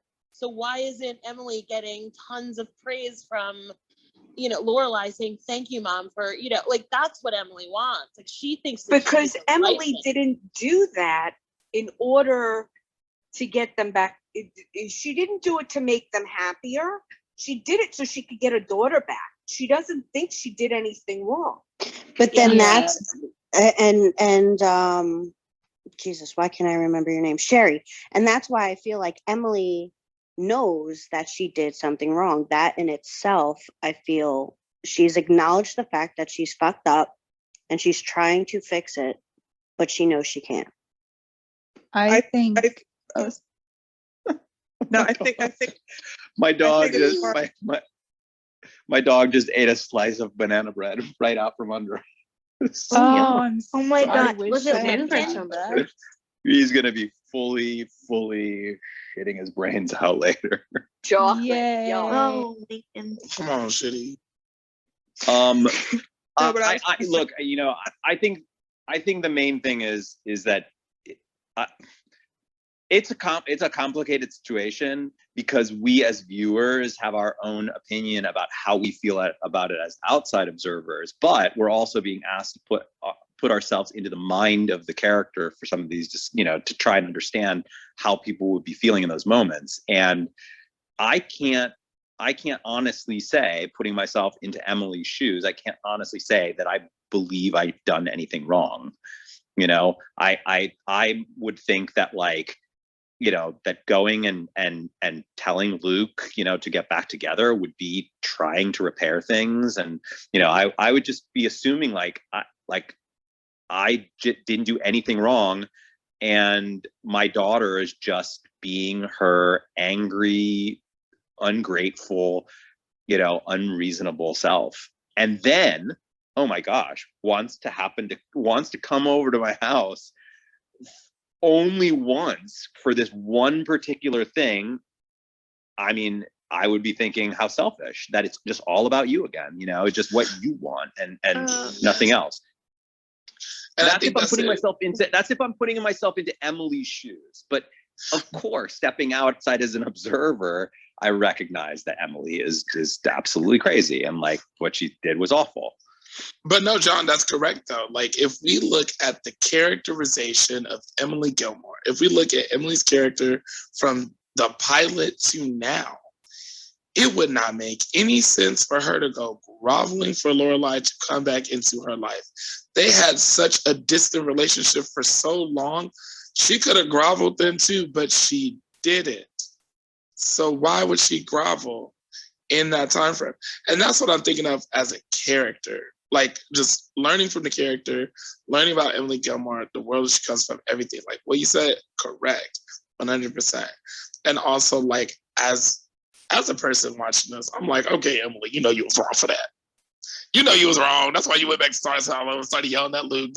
You know, like, I understood that, you know, as personally, and then having to think in the mind of Emily Gilmore, it really is like, really, you're here? I don't think she knows that she's wrong. Like, she went back, you know, to try to reconcile things and get Luke and Lorelai back together because she knows Lorelai is mad. So for whatever, like, Emily might not agree with why Lorelai is mad, but she's thinking, okay, Lorelai's mad at me. She'll never come to dinner again, so I have to fix this. But I don't think that she believes that what she did was actually wrong. I think she just believes, she's tried to fix things because then she figured Lorelai would come back. I guess the other side is that I don't understand. I understand it was physically Emily that went to Christopher, but if you saw that scene in, I believe it was the last episode or one of the last episodes, Richard and Emily are talking about it. Why is it only Emily that's being chastised or being, well, she's in the blame only?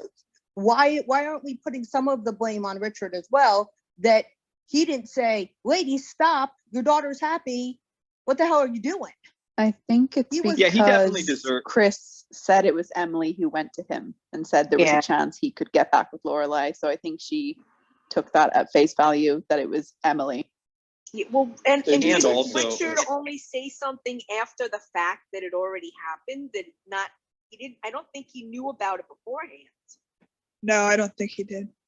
Yeah, and also we as viewers watched her arrive at Christopher's house and tell him, like, you are gonna, you know, like, basically you're going to disrupt this for me, you know. She's like, she was so clearly painted as the villain in this whole thing. And I mean, I guess Richard take some blame for, for not, standing up to her afterwards. But I mean, I think it's hard to argue that Emily has an accomplice here. That was all Emily. I don't think it's an accomplice. I just don't think that it was. It seems a little illogical that Emily wouldn't be talking to Richard about it at some point to say we should get Christopher involved. They're getting happy, or I saw her checking out wedding dresses, or what have you. Well, he I said think when it she was was all cutting Emily. the flowers in that scene, he's like, "You tried something, you failed. At least Lorelai's talking to me now." Yeah, it really does seem like Emily would be the sole person to do all that. She's pretty powerful. One thing so is wrong for sure about- is. Oh, I was just going to say one thing's for sure is that I'm missing Mary's voice right now about all of this Emily stuff, because I feel like she would have some perspective. where's You- she at? Mary would have an True. opinion, especially on this whole thing about Emily not knowing that she's doing anything wrong. I just have a feeling I can almost hear Mary's voice right now saying, "Well, hold on." Yeah, definitely. What's My so thought- wrong about what Emily did? I mean, the fact of the matter is, history is written by the victors. And that being said, arranged marriages, things being set up has been done for years. It's in the royal family. It still happens today. Titles are given or whatever. If this would have panned out, if this would have panned out, if they would have gotten happy and been together, everyone would have been fine with it. But the fact of the matter is, it was Emily trying to advocate for her family. It wasn't what she wanted to do. It doesn't mean she was wrong. It just means she was doing the best thing that she knows how by the way she was raised. If that makes her a villain, that's fine. Yeah, she's Maleficent. But that's Zach, not what it was her marriage. I have a question. Well, So first they- of all, I would say wrong is sort of that's a hard term to totally define, because wrong, I mean, like, is it wrong? Like, do you mean wrong in the eyes of Emily? Wrong in the eyes of the television viewer? Wrong in the, wrong in the eyes of the two people who would be set up, who, by the way, I mean, I mentioned it in the episode. I also think that it's kind of ridiculous that they're making such a big deal about it after Logan and Rory leave, when the truth of the matter is, Logan and Rory are not going to be getting married. It doesn't matter how much of an arranged whatever they try to do. Like, those two characters seem just fine doing their own thing. They've got plenty of their own things that they have to work out that have absolutely nothing to do with that whole world of Emily and Richard. And I just feel like, for whatever reason, all of that stuff seemed to just be just living in its own world that was just separate from the two of those. Am I completely off base here on that? Like, I just can't imagine how that would phase them. Like, I don't, like, it would be one thing if there was actually some degree of a threat that what they're doing could potentially lead to pressure and the need for them to get married. But is it really? Do you think that if Rory would have heard more about that she would have turned around? I mean, without Logan there, if she would have said something like, "This is not what we're about right now," because it really did seem like they were pushing the idea of, this is where you guys can get married. You guys will make beautiful babies together.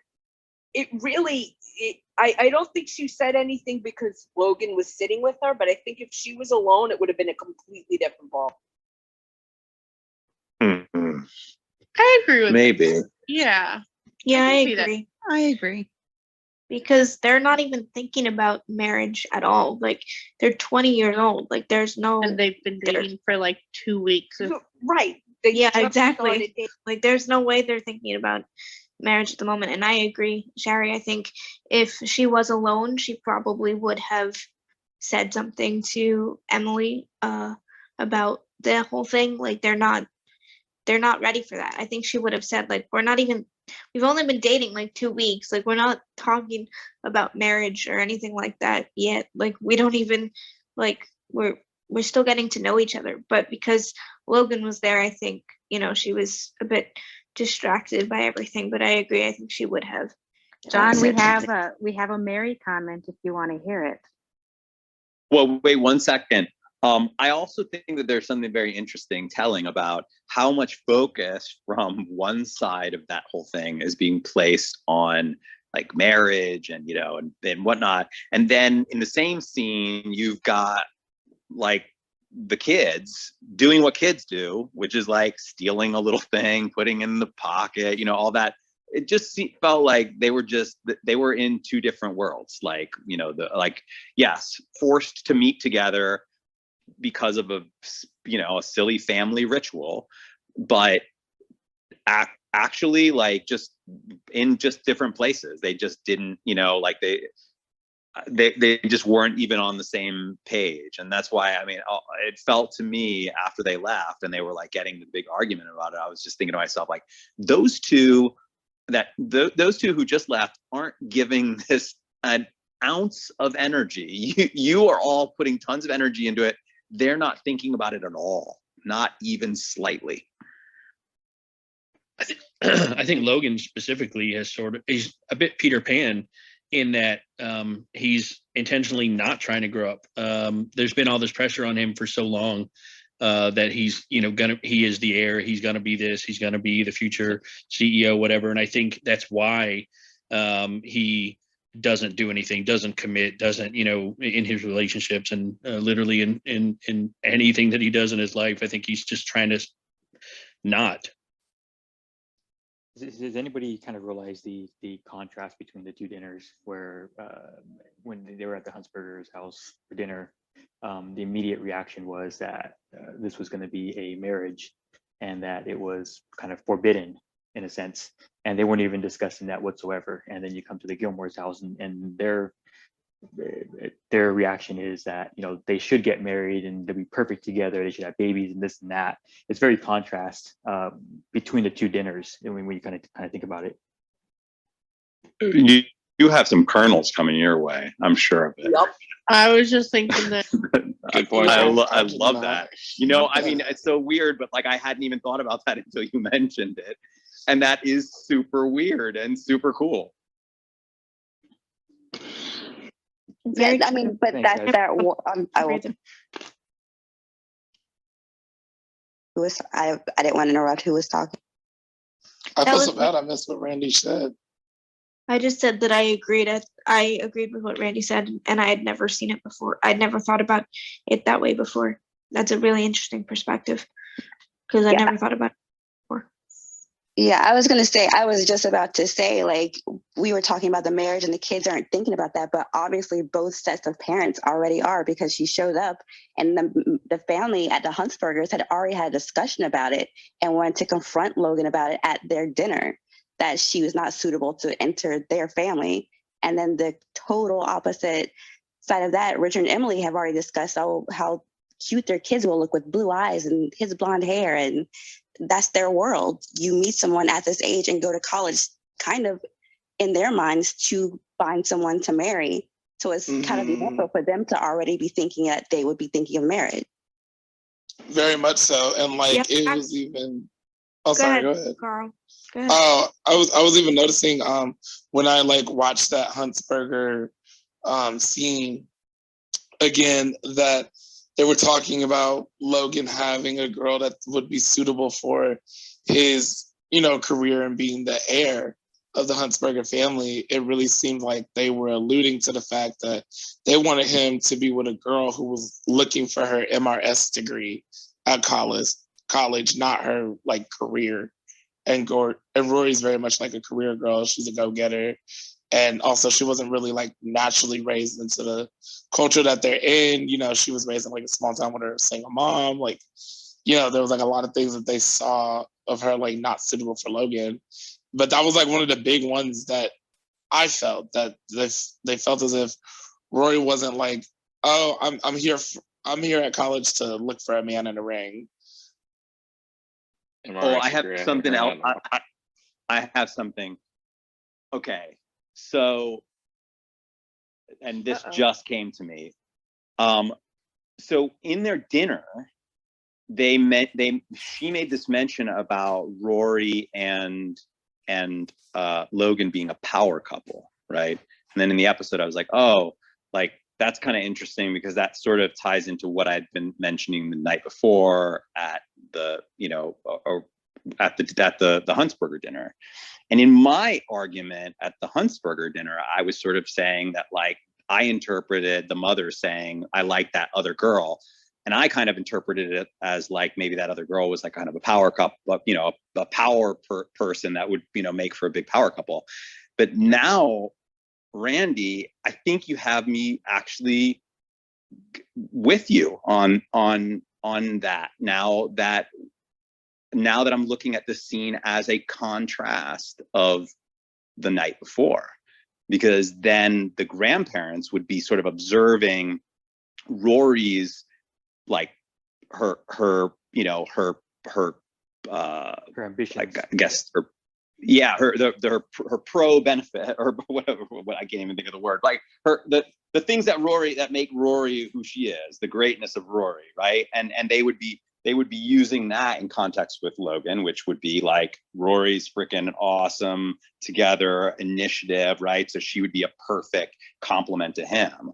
But at the dinner the night before, Rory wasn't good enough, meaning all the things that we know to be the awesome aspects of Rory are not what they want, which would mean that would say that what they want is the more docile wife who just is, you know, It's just a wife. The wealth.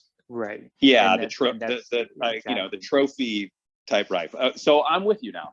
If you look at, if you think about it, if you think about what Shira is to Mitchum, I think that's what that she was kind of going after with the other lady, and it's not coming to me right now the name of that lovely Fallon girl. Fallon. Yes. Fallon. So when you think about like Shira, like she's not that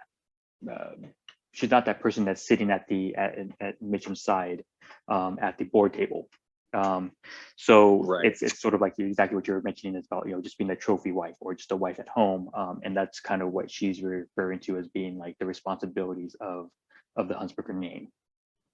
Right. Whereas the Gilmores have always been super proud of Rory, right? So in their mind, they're imagining like a Rory Huntzberger, you know, a Rory Logan like power couple going and creating greatness together. Well, and I'm not so Emily is sure about also. that. Go ahead, You guys Sharon. kind of, Elle's been trying to like interject. Can we hear what she has to Oh say yeah, about- let's hear it. I always look for the parallels in the show, and for me, I kind of view the Logan Rory situation as Richard and Emily's fantasy of what they could have had with Lorelai and Christopher. So it's sort of them kind of building up already like the scenarios with like the planning the wedding and the Cape Cod and everything else. And also then we sort of see sort of like the Hayden perspective with the Huntzbergers, because we have like, you know, if Logan is sort of like Christopher, then Rory would be like Lorelai, who would be like has the potential to ruin, you know, their son, kind of calling back to like the flashback episode when they all find out that Lorelai is pregnant. I always just kind of, that's what it always reminded me of. Huh. Do you think that do you think, following up on that, Elle, do you think that they see, well, we know how Emily feels about Christopher. She called him a weak man. Do you think that they feel that way about Logan? No. But I do think it's still it's a fantasy about like the background and the society life and you know, coming from that certain background, which is what Emily often said about Christopher, was like, you know, not so much about his personality. They don't really know Logan either, though. Very like true. they only know him from the occasional you know, party he would have attended. This is really would have been like the first time they would have been talking to him more, but they're going to immediately like him more because of Wait, his hold family. on. Wait, hold on a second. Let Elle finish. So I'm sorry. Continue, Elle. I just think that they would immediately like Logan more because of his family, despite whatever Logan's reputation is, despite, you know, whatever he acted like. I just feel like they would immediately have more respect for him, and especially compared to Rory's other boyfriends. When you look at, you know, when she was with Dean, who they really were not fond of, and Jess, like, Logan seems, you know, worlds better, I can just imagine, from Emily's perspective. Also, something just really small that I always pick up on, they call it a match. They don't call it Rory's boyfriend. They don't call it a relationship. They call it a match. And like, what a great match. So like, that makes it transactional. That makes it okay. It doesn't really matter what anyone's feelings are. Doesn't matter that he stole the sewing box. Doesn't matter. Like, nothing matters. It's a match. Doesn't matter that Christopher is a weak man, because it's a perfect match. Good. I also would have Sherry, to you wanted use- to wait. Hold on 1 second, Sherry. You wanted to respond to Elle. Really? I think I always felt like Logan was more in the world that with Emily and Richard, because even when he went, you know, at the party that they had with all of the male, all the sons for Rory, he walks right up to Richard, and you see him at the wedding. I feel like it's like he's more in the world than Rory realizes, than just an occasional. I think they really do know Logan a lot more than it seems. But I also mean, think also, that it's very important Oh, that Rory follow in Emily's footsteps. That she, even though they want her to be a journalist and want her to have a job, and they're so proud of her, it would give Emily so much pleasure if she was the perfect society wife as well. I just wanted to respond to what Diana said about both Emily and Richard, saying that Rory and Logan are a match, and that it was more transactional than just, oh, that's Rory's boyfriend. It's like a cute little thing she's done, you know. I noticed that as well, and it did make me think, I wonder if Lorelai is against this because she sees her parents treating it as like just a match. Yes. It's not. Yeah, so I'm glad that you brought that up, because I was thinking about that. That's what it is, because, you know, like I said, Emily wanted Christopher. It doesn't matter if that he's a quote unquote weak man.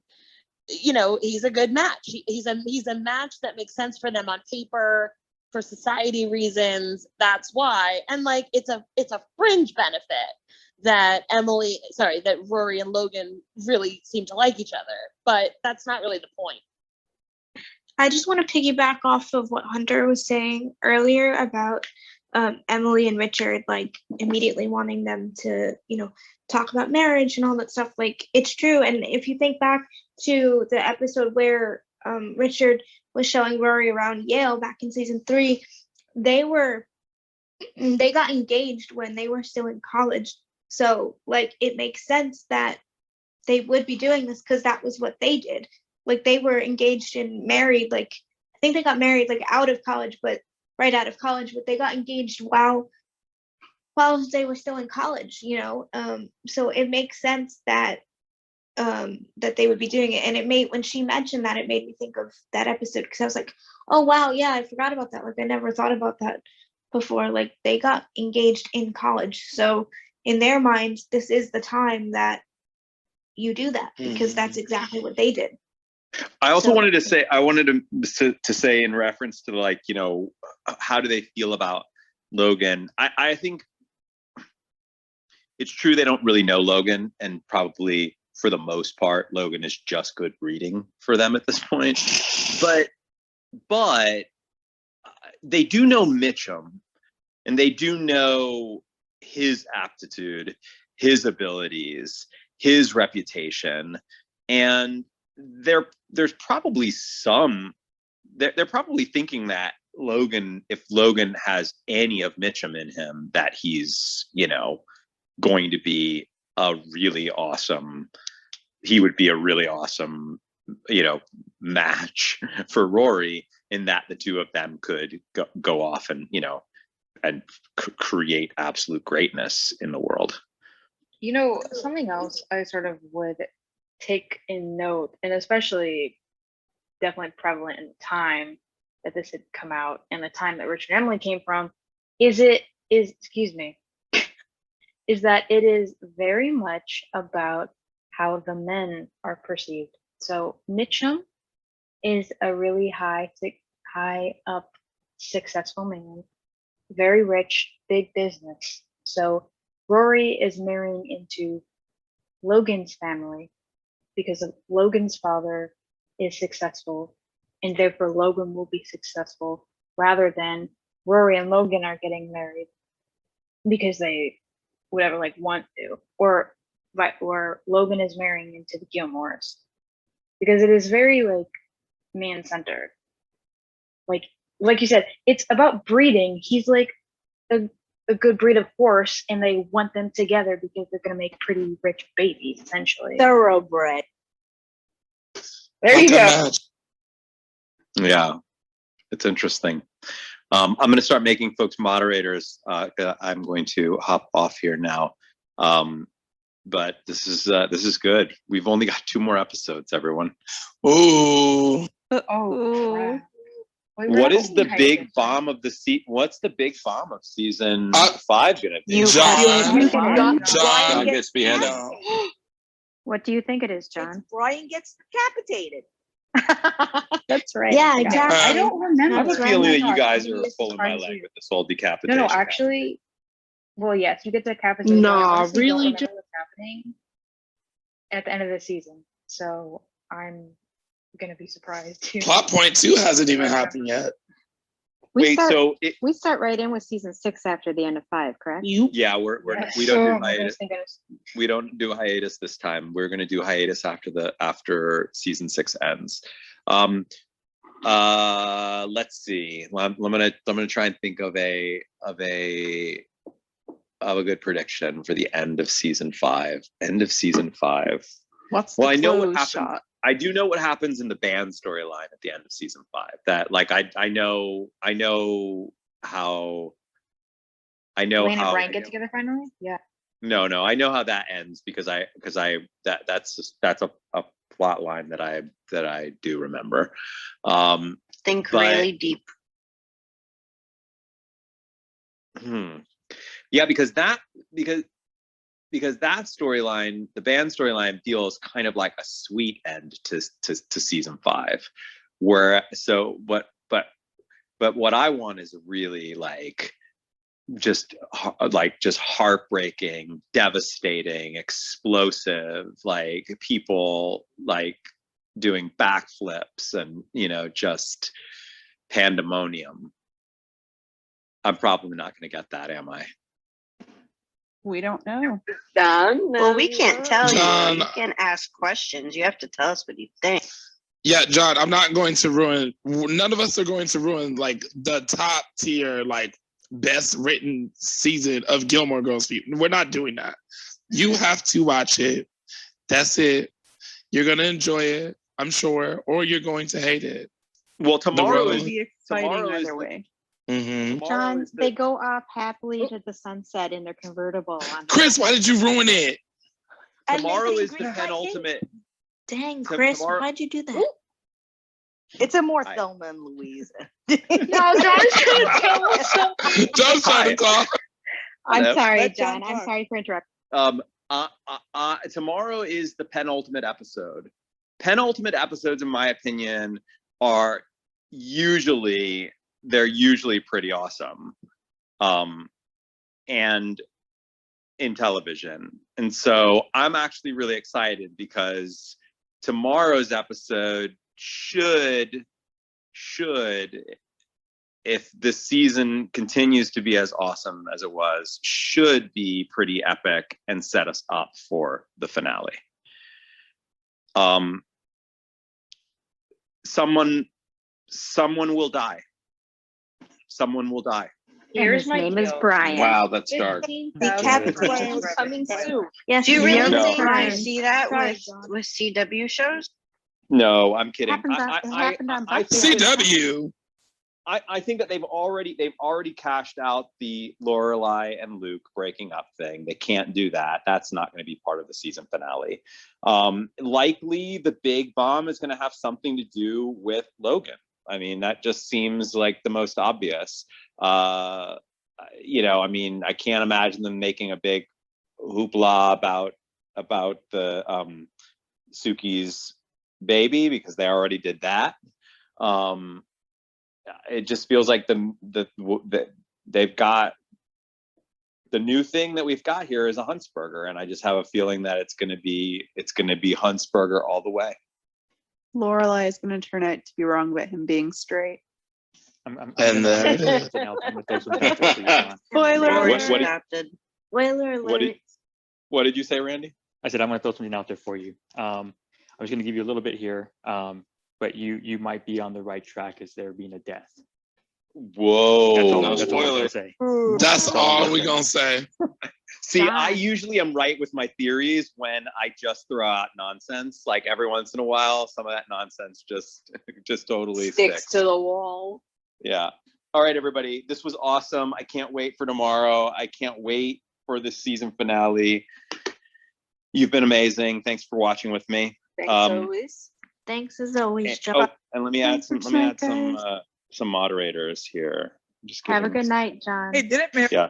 Bye, John. See you Good tomorrow. night. So good night, everyone. Somebody said Mary had a response. Oh yeah, she had a comment about Emily because we told her that John was missing her comments about Emily. She wrote me and Diana one, but it's okay. She can tell it later. It'll be fun. Sounds good. All right, everybody. See you Night, tomorrow. guys. Good night, Bye. folks. Bye. Good night. Good night. Good night, John.